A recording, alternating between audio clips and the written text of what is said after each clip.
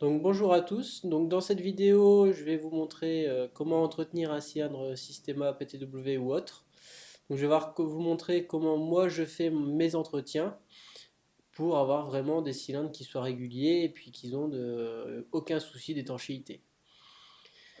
Donc pour commencer, il nous faudra une clé. Moi je les ai trouvées chez Power 6, mais ça peut très bien se faire avec une clé type multiprise pour dire de la débloquer et finir à la main. Cette clé-là, ça sera pour la partie avant. Donc pareil, soit multiprise, soit ça. Donc on commence par dévisser l'arrière du cylindre, bêtement.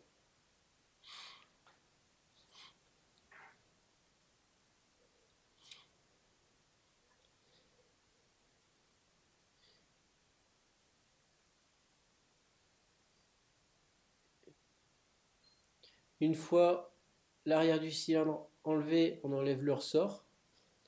Comme ça au moins, il vient, on n'en a pas besoin. Ensuite, on enlève la tête de cylindre. Donc on débloque et puis après on fait directement à la main, hein. Ça sert à rien de garder l'outil.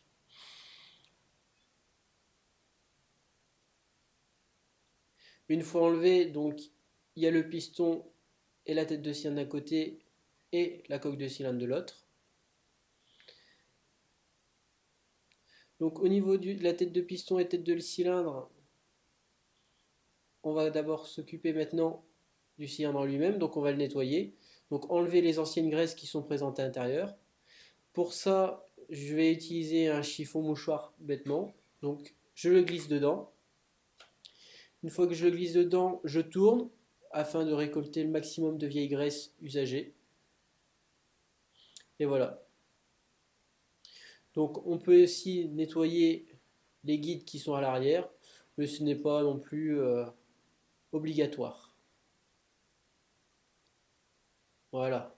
Donc maintenant, la coque de cylindre est nettoyée. On va s'occuper du piston et de la tête de cylindre. Donc là, c'est important de voir qu'on a une bonne rétention entre les deux parties. Si la rétention n'est pas bonne, c'est là qu'on peut avoir des soucis au niveau de la montée de billes, donc casse de billes ou autre, bourrage, etc. Donc on nettoie la graisse présente, on nettoie les petites particules de saleté s'il y en a.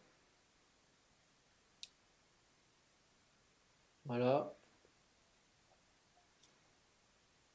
Une fois que c'est fait, on contrôle aussi que le nozzle se déplace bien dans la tête de piston, de cylindre, pardon.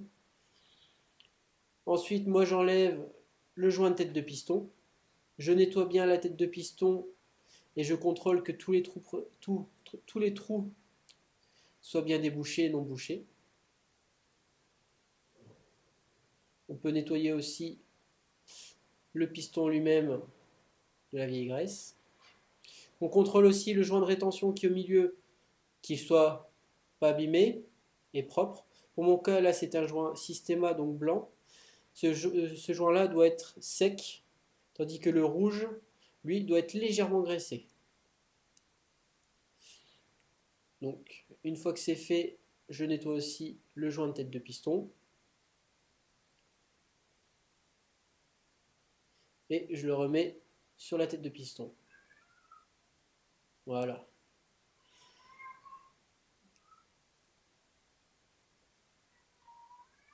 En graisse, j'utilise de la graisse silicone gun grise que je trouve bêtement chez Airsoft Entrepôt. Donc c'est de la graisse que j'utilise depuis pas mal d'années et qui fait son taf.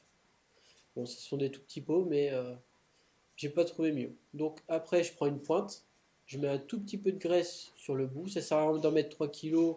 Après, ça va nous poser des problèmes. Je prends mon cylindre, je mets sur l'intérieur et je tourne en rond afin d'appliquer sur le bord du cylindre. Sachant qu'après, le piston, avec ses allers-retours, va graisser le reste du cylindre, donc ça ne sert à rien d'aller jusqu'au fond. Je remboîte la tête de cylindre sur la tête de piston. Ce qu'on peut faire aussi, c'est contrôler que le nozzle ne soit pas sec, parce qu'il y a un petit joint à l'intérieur, et ce petit joint, il faut qu'il soit légèrement graissé pour éviter toute fuite. Donc dans mon cas, il est graissé, donc j'ai pas besoin de le refaire. Sinon, on met un tout petit peu de graisse en dessous du ressort. et on tourne en faisant des va-et-vient, ça va le graisser. Donc une fois que c'est fait, on remet tout ça dans la coque de cylindre. Donc hop, on vient le visser à la main.